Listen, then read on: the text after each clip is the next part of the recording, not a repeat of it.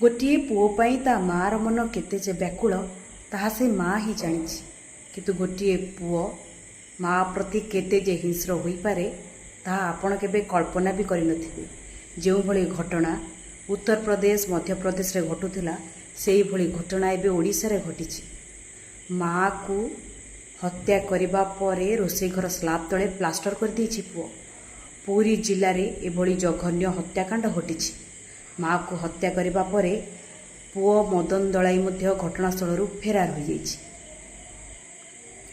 August 21 कि 22 तारिख रे एभली हत्याकांड घटिथिबा अनुमान करा जाउछि। उभय माँ और पुओ गत 3-4 मास हब कुंभारपड़ा थाना पतितपवन साही रे घर भड़ा नहीं रोते।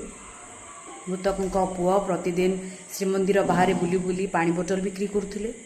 तेबे गत 20 तारिख मदन दलाईंकर देखा नथिला। हठात दुर्गंध हेबारु घर मालिक भड़ा घर को जाइथिले। तेबे गत 20 तारिख मदन दलाईंकर देखा नथिला। हठात दुर्गंध हेबारु घरर मालिक भड़ा घर को जाइथिले। सेठारे रोषे घर चट्टाण रे हलदिया पानी पड़िथिबा देखिबाकू पाइथिले।